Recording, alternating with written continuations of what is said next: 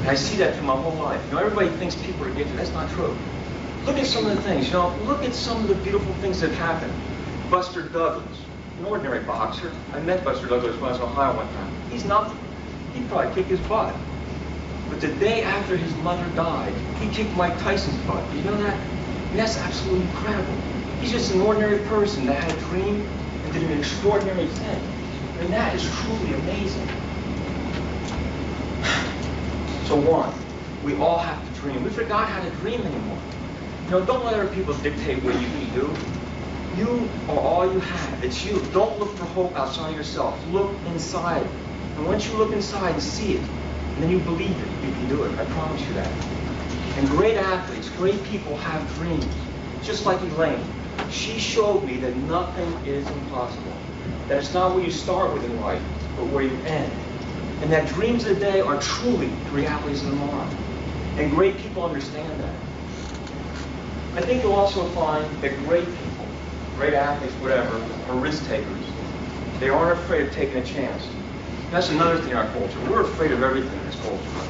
We're afraid to laugh because some people think we're a fool. We're afraid to cry because some people think you're sentimental. You're afraid to reach out because you're afraid somebody's going to slap you away. We're afraid to love because you're afraid to be rejected. I've seen great athletes in the gym. I mean, great athletes. You know what? They don't even compete because they're afraid. In fact, I have a beautiful story to tell you, a magical story. When I was at the Olympic Training Center in Colorado, I met this girl up there. Her name was Melanese. And Melanese, well, she was gorgeous. She really was. She had a face that Janet Jackson would love, one that Michael Jackson would probably pay $6 million for. She had a beautiful body. Her legs were gorgeous, you know, the kind of go up and make an ass of themselves. And this girl had everything. She was absolutely stunning. And of course, I fell in love with Melanese immediately. And we used to train together. You know, we used to go to the gym and work out together. And then she was a sprinter. And her whole life was to become a world-class sprinter on the Olympic team. And she was just a marginal athlete, to be honest with you. No one really expected her to make the Olympic team.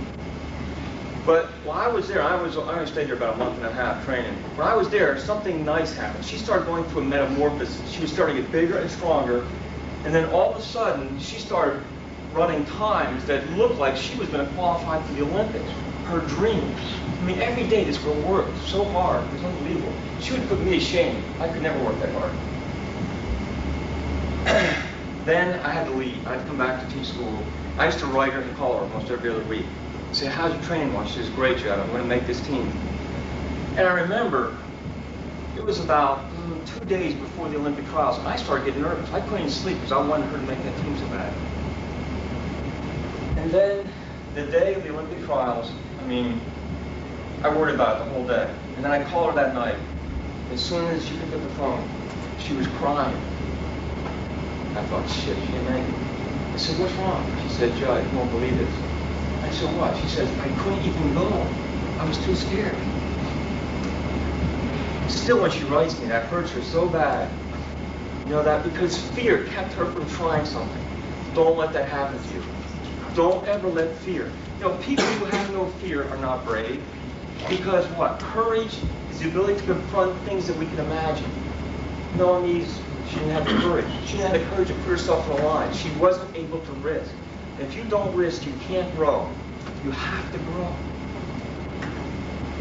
My first year at Notre Dame, I seen somebody in Notre Dame shirt on. Yeah. That's my alma mater. I love Notre Dame. My father made me go to Notre Dame. I didn't even want to go there. I love Notre Dame, but I didn't want to go there. I'll tell you why. Because at Notre Dame, there's 12,000 guys, not a single woman. And I was always having trouble getting women anyway. You know, I used Scope, Earl Cream, High Cry, none of that shit works, really. So when he sent me to Notre Dame with 12,000 guys, I was in trouble. I knew that. Because we only had, in fact, it was the first year they started integrating with women at Notre Dame. And we had like 9 women on campus, that's all. 12,000 guys, 9 women. So obviously those women had what? Great stock right in front. But you know something that's interesting that you say that, because there was this girl on campus. Her name was Tara St. John, her name was, Tara St. John. And this girl was gorgeous, just like Melanie. She was beautiful. And every guy on campus was crazy about this girl. Not only was she beautiful, but she was very, very intelligent. She had everything. And every guy on campus, when she walked by the dorm, people would run to the windows to look at her. That's how good she looked. Every guy on campus wanted to go out with this girl. Well, guess what? This girl couldn't get a date. You know why? Because everybody was afraid to ask her out. Everybody, including myself. And there was this one guy, his name was Henry Hill. And Henry wasn't that good looking. He was nice looking.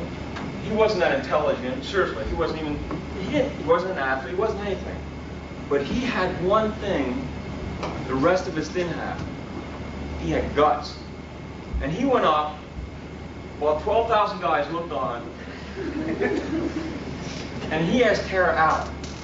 And everybody said, shit, she gotta turn him down. But you know what? She didn't. She had a date since she was there. And she went out with him. And then guess what happened? They started dating steadily. And then they got engaged. And then they got married. And now they have 2 children. I hate that son of a bitch. I hate him.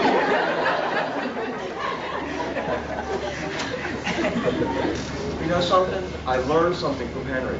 I learned to be great, you have to take a chance. You have to risk. You have to put yourself on the line. Because if you're not willing to do that, you'll never be great in life. Never be great. You have to reach out to people. You know, we're afraid of all this. We're afraid to reach out. You see somebody you really want to date. You say, man, I'd love to date this girl.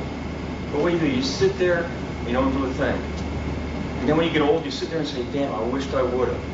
I never want to say that. I never want to say, look back in my life and say, I wish I would have did this.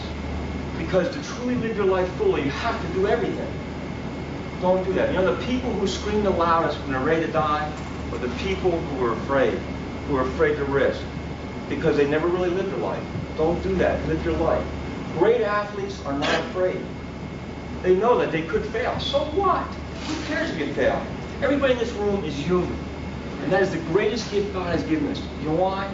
Because when you're human, you're allowed to fail. I've failed so many times. If we did train together, he knows. Because when I first started weightlifting, I was the worst weightlifter in the world. Women and children could beat me. They were gonna revoke my lifting card for impersonating a weightlifter. I was terrible.